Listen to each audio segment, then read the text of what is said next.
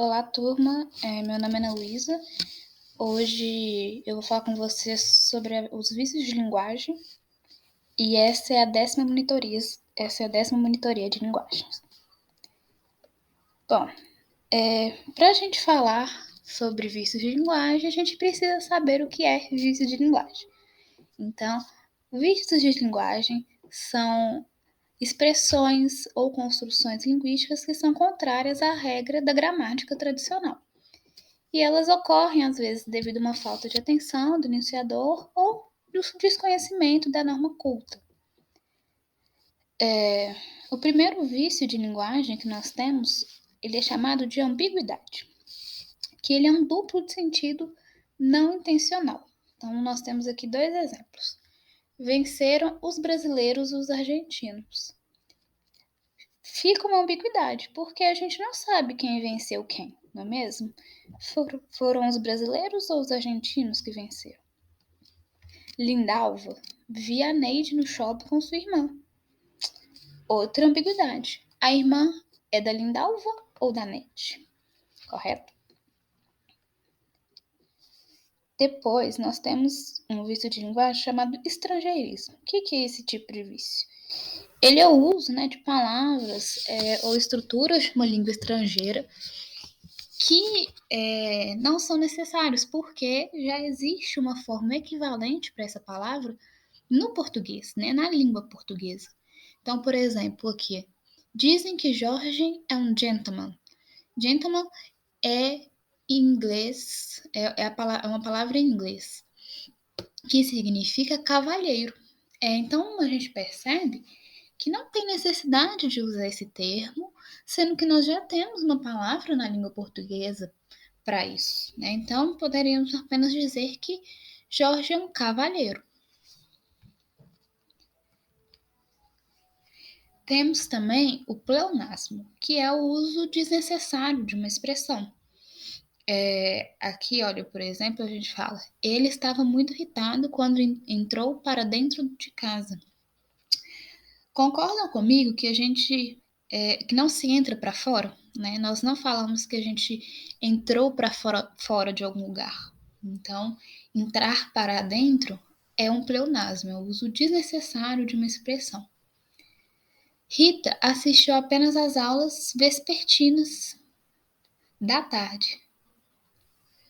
Vespertinas já indica tarde. Então, quando a gente fala Rita assistiu apenas às aulas vespertinas da tarde, nós estamos falando da tarde da tarde. Então, é um uso também desnecessário, é um pleonasmo. Bom, temos também o preciosismo. E esse, pessoal, vocês precisam ficar muito atentos, porque ele costuma ser utilizado muito nas redações, né? Quando você vai escrever uma redação e aí você percebe que você está repetindo muito um termo, e aí você vai no dicionário e busca o termo mais diferente que você acha que vai demonstrar um nível maior de inteligência, né? Os corretores, eles não veem esse tipo de ação de forma positiva, tá? Então, evitem o uso, da linguagem rebuscada, artificial. Aqui, por exemplo, olha: tais acontecimentos pretéritos não impediram que o colóquio entre os amantes fosse perpetrado. Pretérito indica passado, então nós poderíamos substituir pretérito por passado. Colóquio é o sinônimo de conversa e perpetrado é o sinônimo de realizado. Então, são três palavrinhas aqui que são desnecessárias, sabe? É um preciosismo. A gente poderia estar utilizando termos mais comuns na língua portuguesa, mais fáceis de serem entendidos pelo ouvinte, pelo leitor. Tá? Então, fiquem atentos a esse tipo de vício de linguagem no momento da sua redação. E por último, nós temos aqui o vício de linguagem que chamamos de arcaísmo, que é a utilização de estruturas ou expressões que já estão em desuso na língua portuguesa. Olha aqui o exemplo.